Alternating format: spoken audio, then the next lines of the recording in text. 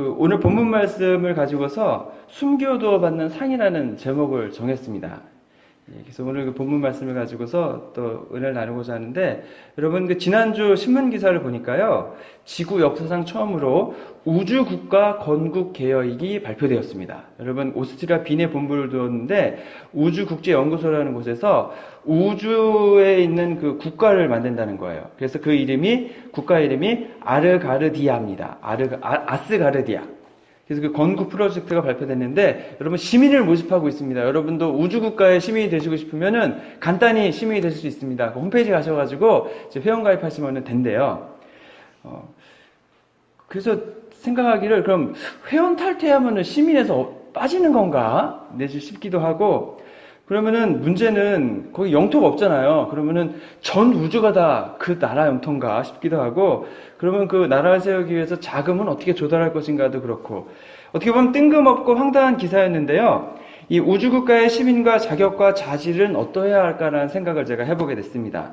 그러면서 우주국가에 내가 시민이 된다면 나는 어떤 의미를 가지게 될까, 이렇게 곰곰이 생각을 해보면서 갑자기 생각이요, 우주국가에서 하나님 나라를 이렇게 옮겨가지더라고요. 그러면서 하나님 나라의 시민이 되는 것은 나에게 어떠한 의미가 있을까?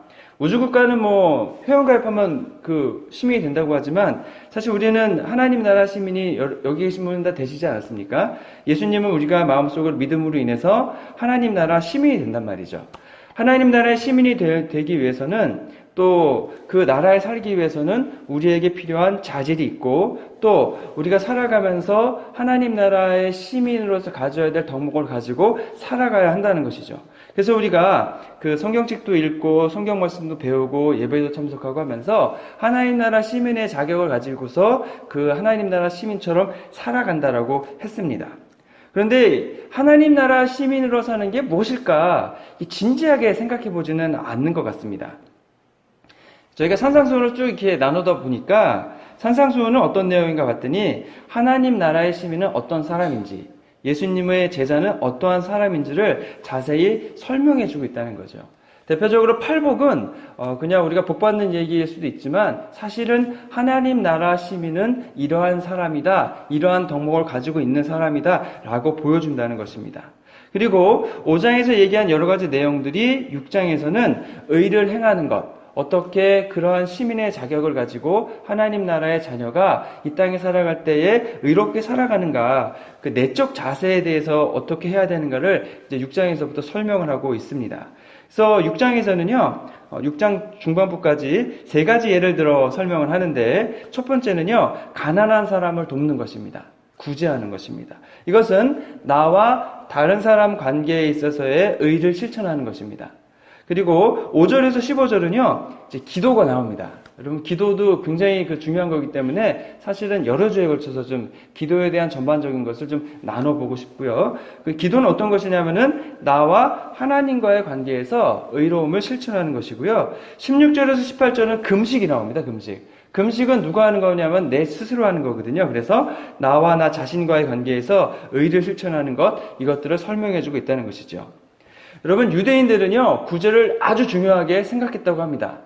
구제를 그렇게 중요하게 생각하다니요? 라고 물으실 수 있는데, 여기 좀 이렇게 더 살펴봐야 될 것은, 유대인들은요, 예배를 누구나 다 잘 드렸습니다. 그리고 하나님의 말씀을 누구나 다 통째로 암기하고 잘 알고 있었습니다. 그리고 기도도요, 하루에 3번씩 기도를 열심히 했습니다. 그래서 차별화되는 게 없는 거예요. 다 열심히 잘하는 거예요. 그래서 그 사람들에게 있어서 어떤 것을 얘기할 때는 다른 예를 들어야 되는데, 그 다른 점이 어떤 거냐? 바로 다른 사람을 도와주는 면이 조금 달랐다는 것이죠.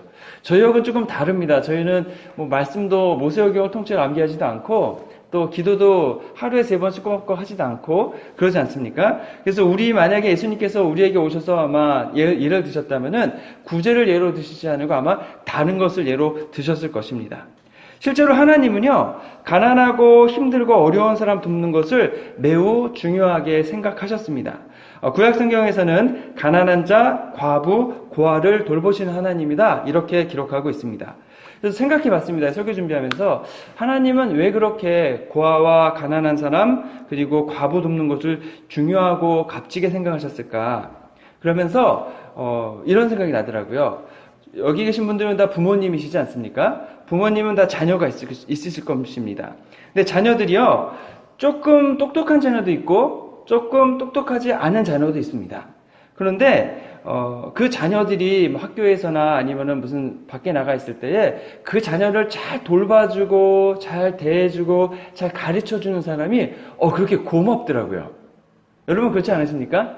반면에 그 자녀를 때리고 괴롭히고 갈구는 사람이 있으면은요, 너무 속상하고 화나고요, 가서 한 대 때려주고 싶어요. 그래서 우리가 그 아이들이 학교에 가거나 또는 직장에 가면은요, 그 직장 상사나 선생님에게 우리 아이들 좀 잘 봐주세요. 그리고 여러분 꼭 이렇게 카드도 쓰고 이렇게 기프트 카드 사서 이제 선물하고 하시지 않습니까? 그게 다 내 자녀를 잘 돌봐주십사 하는 거죠. 그런데 자식 가운데도요, 잘난 자식이 있어요. 그런데 못난 자식이 있어요. 돈을 잘 버는 자식이 있는 반면에 돈을 못 벌어서 가난하게 사는 자식이 있다는 거죠. 그래도 잘나고 좀 잘 벌고 그런 자식은요, 잘 사는 자식은 덜한데, 못나고 돈을 못 벌고 힘들고 어렵게 사는 자식을 보면은요, 마음이 아파요. 뭐 해주고 싶은데 이미 나이를 먹어서 해줄 수도 없어요. 그래서 잘난 자식이 용돈을 주면은요, 그것을 차곡차곡 모아서 나중에 못난 자식이 오면 다 주세요. 그런 걸 통해서 그 자식을 도와주고 싶은 것이 부모의 마음이라는 거죠. 아마 하나님께서도 바로 이와 마찬가지 아닐까 싶습니다. 하나님께서 사람을 만드시고 이 땅에 살게 하셨는데, 어떤 자식은 이 땅에서 잘 살고 하나님 잘 믿고 축복도 받고 하는데 하나님의 마음을 아프게 하는 자녀들이 있다는 것이죠. 하나님도 떠나서 하나님을 모른다고 하고 자기가 하나님께서 산다고 하는데 하나님 축복도 모르고 그렇게 살면서 힘들고 어렵게 산다는 것입니다. 그 자식이 믿는 자식이건 믿지 않는 자식이건 하나님께서는 똑같은 비를 내려주시고 똑같은 햇빛을 주시고 숨 쉴 수 있는 공기를 주시지만 기본적으로 살 수는 있지만, 그럼에도 그 자식의 부족함과 그 자식의 어려움을 도와준다면은 하나님 마음은 그렇게 기쁘고 고맙다는 거죠. 믿는 자식에게 축복을 많이 해주시고요. 그래서 믿지 않는 가난한 사람들 또는 믿는 사람 가운데 가난한 사람들을 적극적으로 돌봐주라라고 하나님께서 말씀하시는 것 같습니다. 우리가 이런 선한 일을 할 때 또 한 가지 구별해야 될 것이 있는데요. 우리가 이런 선한 일을 할 때 오늘 본문에서 얘기하는 것은 하나님이 영광을 받으시도록 해야 한다는 것입니다. 우리가 마태복음 5장 14절에서 15절 6절에서 간단히 보았습니다. 이같이 너희 빛을 사람 앞에 비추게 하여서 저희로 너희 착한 행실을 보고 하늘에 계신 너희 아버지께 영광을 돌리게 하라 라고 하였습니다. 이때는 착한 일이라는 것을 막 보여주라고 했습니다. 그런데 오늘 본문에서는 뭐라고 하냐면은 오른손이 하는 것을 왼손이 모르게 하라 라고 얘기합니다. 어떻게 보면은 두 말씀이 서로 모순인 것 같습니다. 그런데 모순이라기보다는요, 하나님 앞에서 그 빛을 드러내는 것은 어떤 것이냐면은 그 일이 드러났을 때에 하나님이 영광을 받으시고 하나님의 일이 확장될 때는 적극적으로 드러내게 하라는 거죠. 반면에 그 일이 사람에게 보이려고, 그리고 나 자신의 유익을 위해서 내 이름이 높아지기 위하고 주변 사람들에게 인정받기를 위한 것이라면은, 내가 영광을 받는 것이라면은 그렇게 하지 말고 아무도 모르게 조용히 하라는 것입니다. 그래서 오늘 본문에서는 외식하는 사람이라는 뜻이 나옵니다. 외식하다. 도대체 외식의 뜻이 뭘까?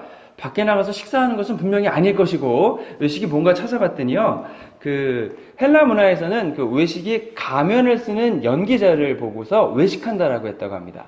그래서 가면을 쓰고 연기를 하니까 본 마음과 행동이 다른 거예요.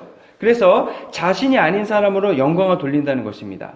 이게 무슨 말인가 봤더니요, 하나님께 영광을 돌리기 위해서 내가 선한 일을 하는 겁니다.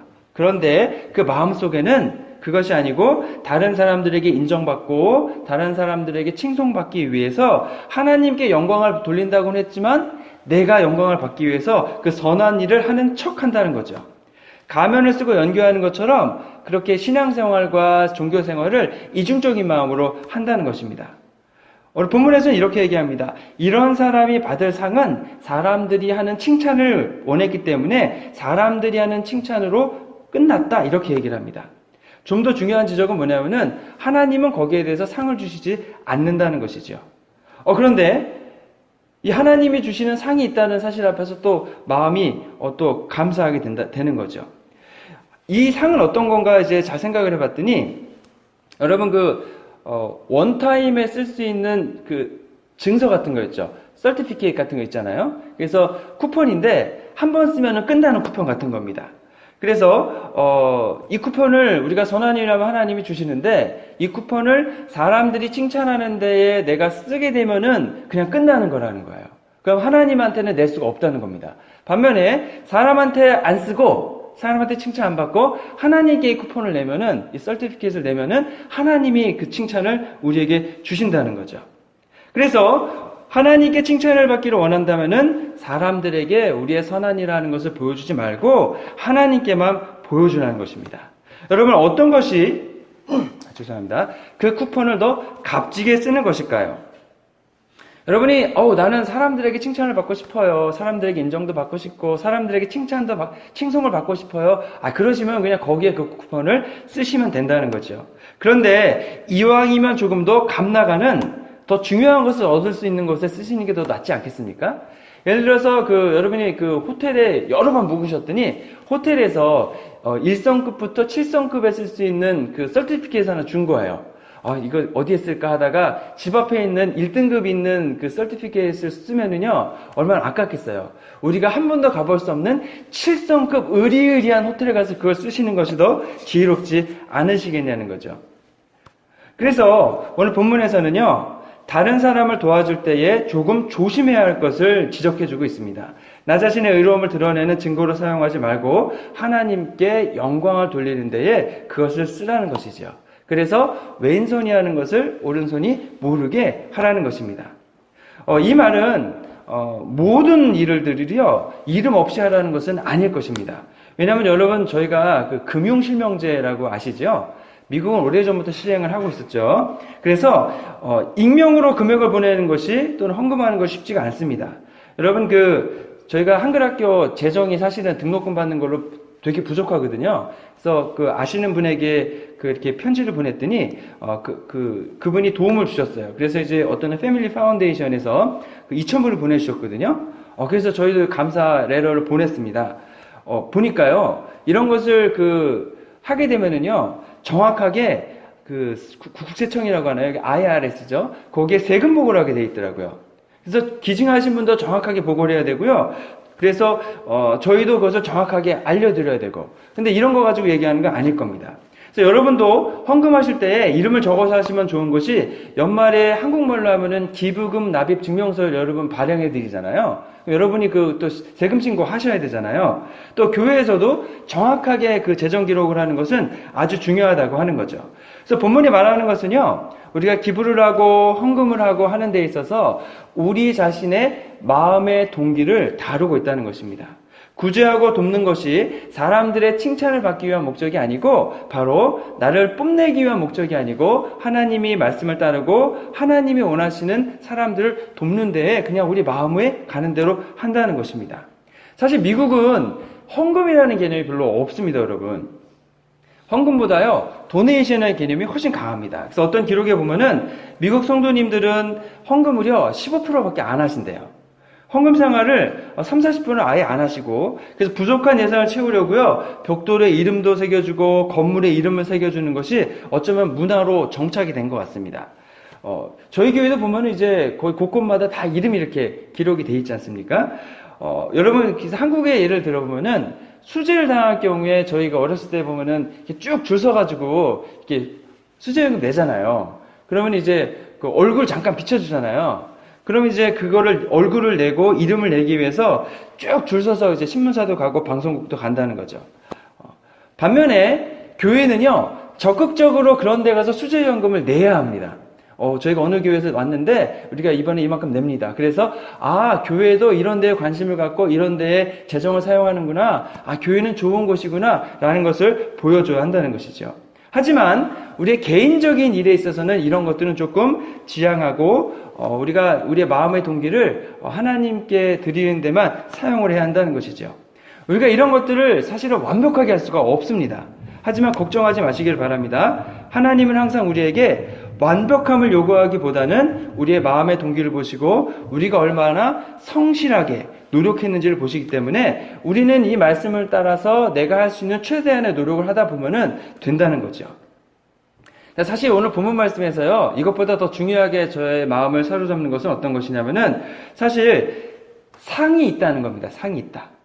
이 말을 들으면은요, 저는 개인적으로 되게 마음이 뿌듯해지고, 그리고 나도 상을 받을 수 있구나. 여러분, 저는 상 받는 걸 참 좋아하거든요. 실은 저는 상을 별로 못 받아봤습니다, 여러분. 그저 형님들은요, 공부를 되게 잘했어요. 그래가지고 맨날 상 받아오는데, 저는 공부를 잘 못하니까 이제 상을 많이 받지 못했다는 거죠. 그래서, 나도 상 받고 싶다. 그런 생각을 많이 했었습니다.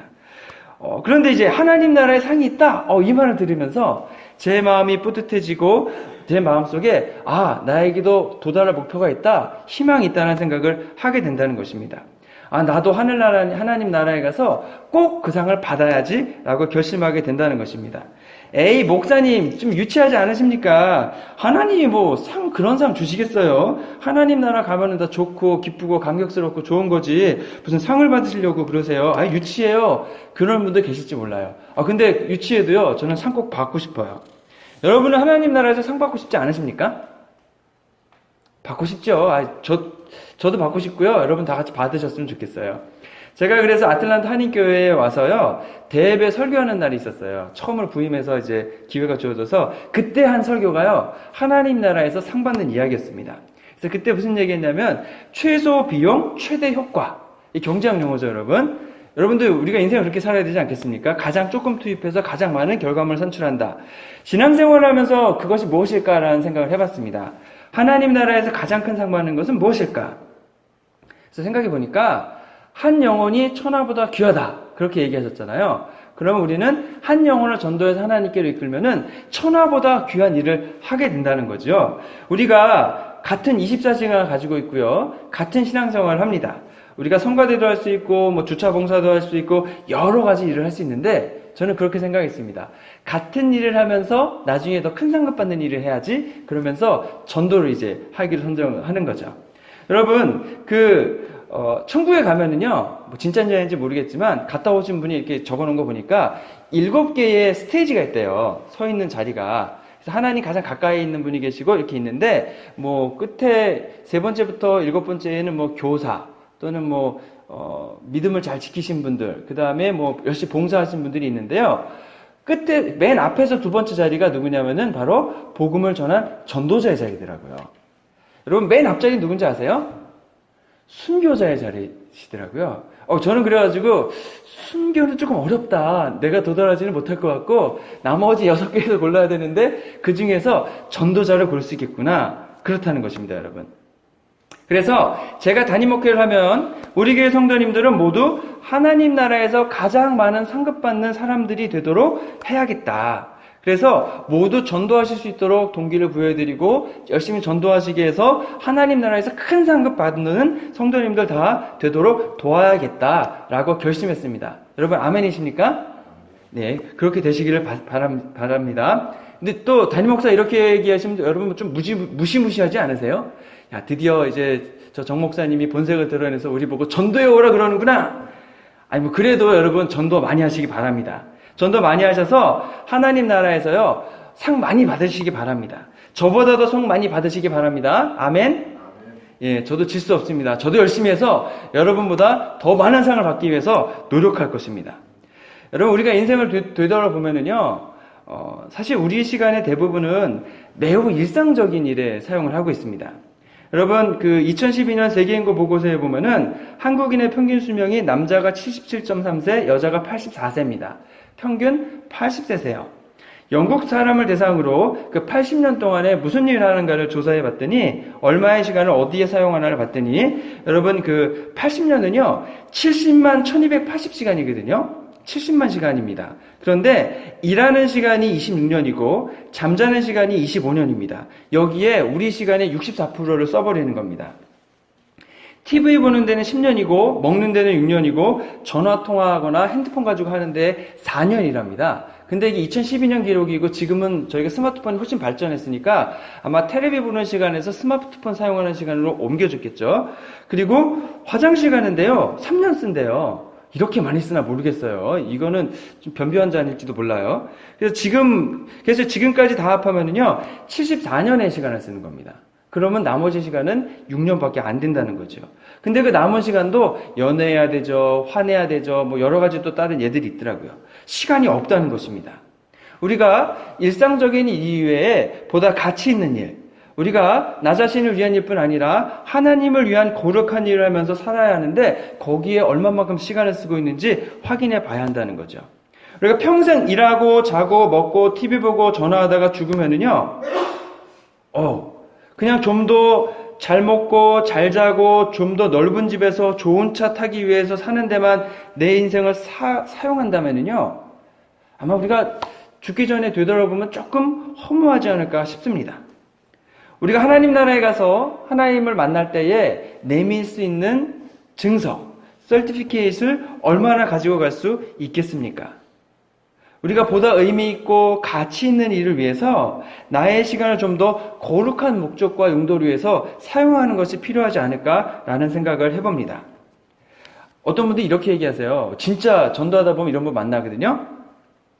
여기서 내 마음대로 막 살다가 꼴깍 하기 전에 예수님 믿겠습니다. 아멘 하면 되지.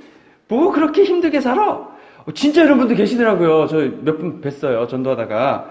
그런데 여러분, 이것이 가장 효율적이라고 그분은 생각을 하시는데, 여러분 얼핏 보면 지혜로울 것 같지만 그렇지가 않아요.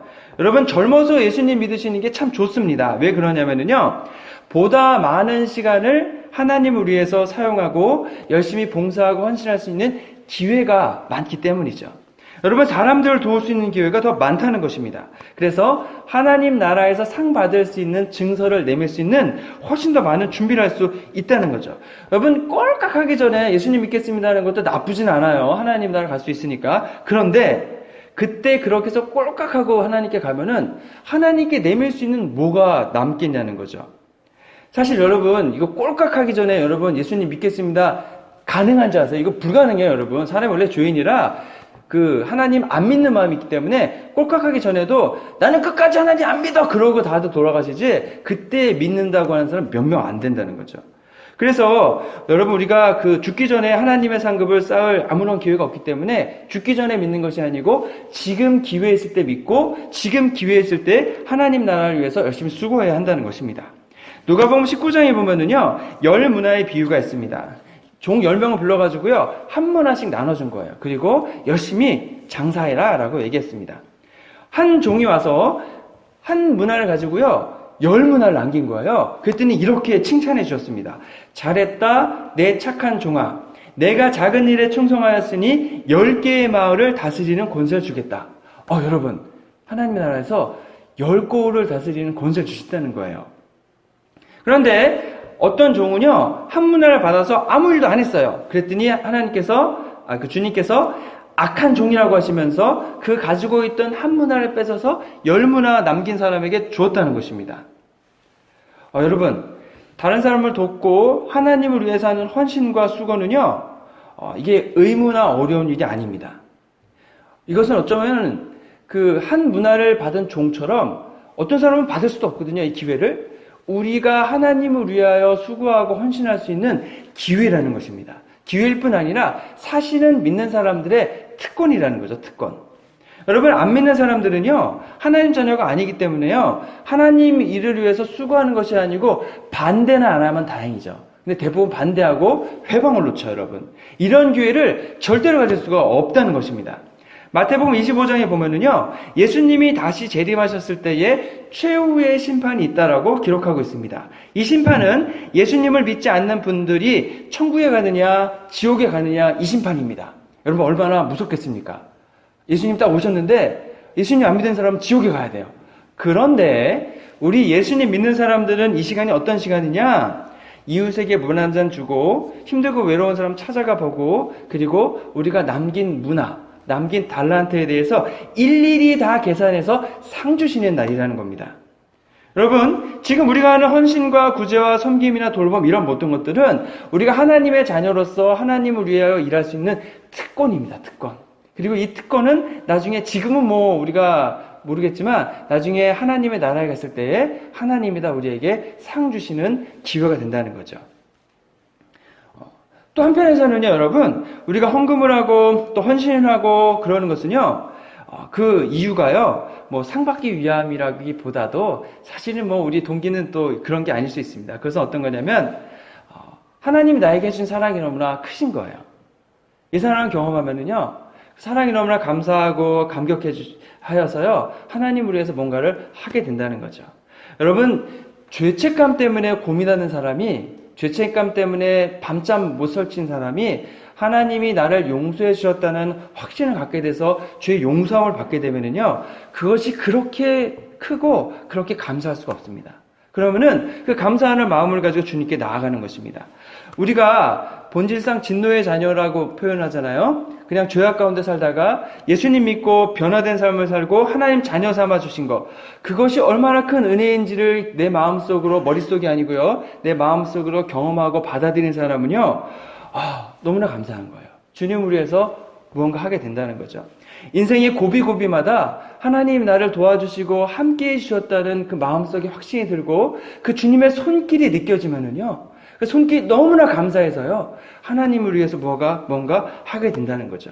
나에게 건강 주셔서, 나에게 시간 주셔서, 내게 재능 주셔서 이만큼 살도록 도와주신 주님이 너무나 감사하기 때문에요, 내가 가진 것을 주님께 드리고 주님이 사용하실 수 있도록 드리게 된다는 것입니다. 내 시간도 드리고요, 내 재능도 드리고요, 내 열정도 드리는 것입니다. 맡겨주신 것을요, 주신 것을요, 다 주님께 내어드리게 된다는 것입니다. 그래서 하나님을 위한 거룩한 일에 쓰시게 한다는 거죠.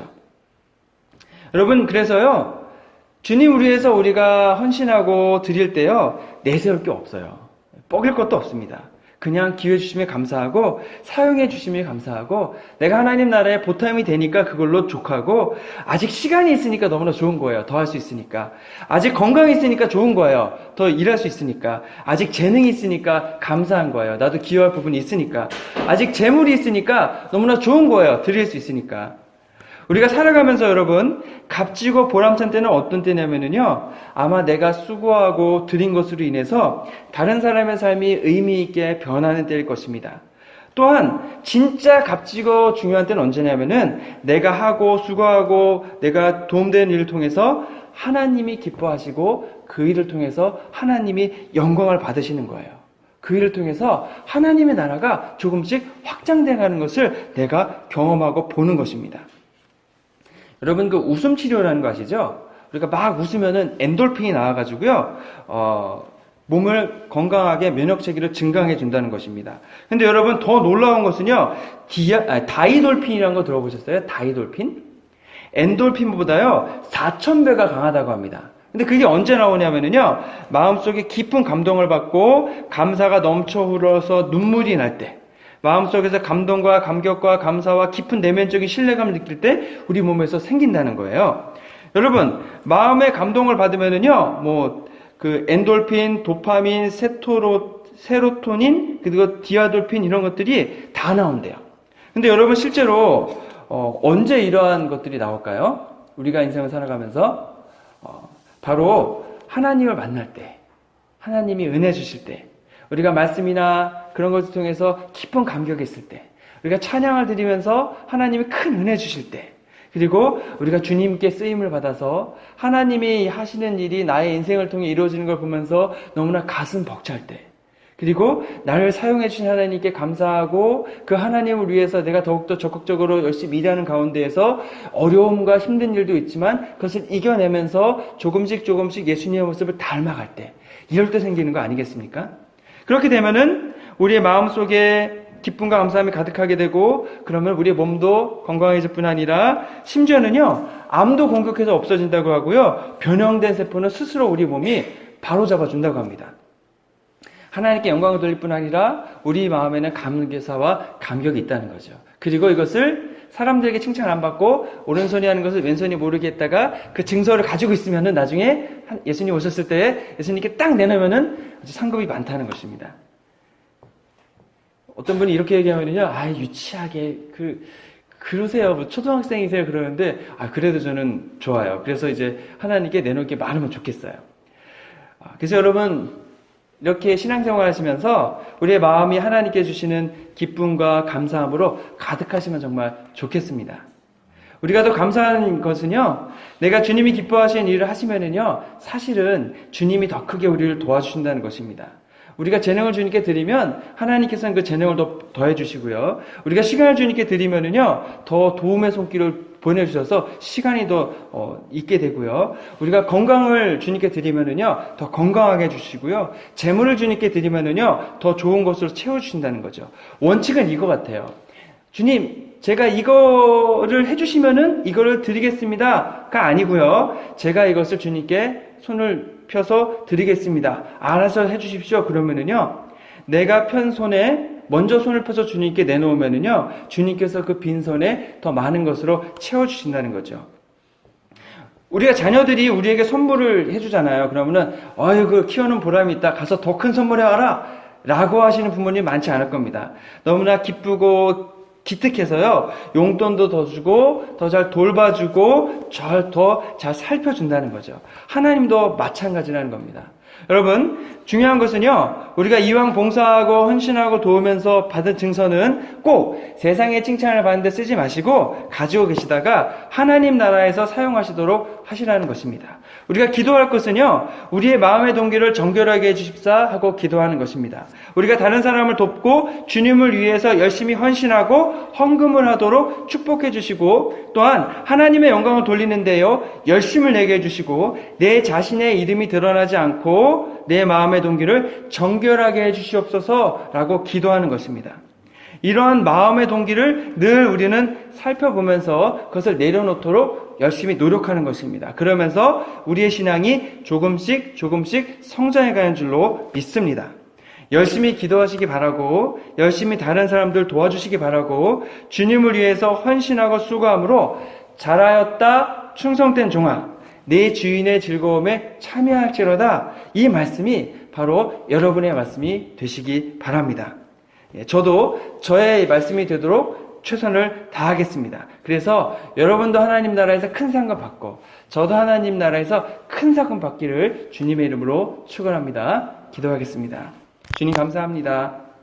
우리 아들 함께 하시고 동의해 주심도 감사하고 은혜 주심도 감사한데, 하나님 큰 상급까지 더해 주심도 감사합니다. 하나님, 우리가 우리 자신을 드러내는 것이 아니고 오른손이 하는 것을 왼손이 모르듯 사람의 인정과 사람의 판단에 나를 맡겨놓지 않고 오직 주님이 주시는 인정과 주님이 주시는 판단에 나를 맡겨놓고 내 마음에 하나님을 높이려는 성실한 동기를 가지고 나를 높이려는 동기는 철저하게 내려놓고 오직 하나님을 위해서 나의 삶을 살게 하여 주시옵소서. 건강 주심도 감사하고 시간 주심도 감사하고 재능 주심도 감사하고 물질 주심도 감사합니다. 이것을 다 주님께 드리고 주님을 위해서 쓰이기를 원합니다. 하나님, 주님 이것을 다 가져다가 잘 사용하시고 더 많은 것으로 채워주셔서 더 많은 것으로 주님께 드려 더 큰 주님의 사역을 할 수 있도록 저희를 축복하여 주시옵소서.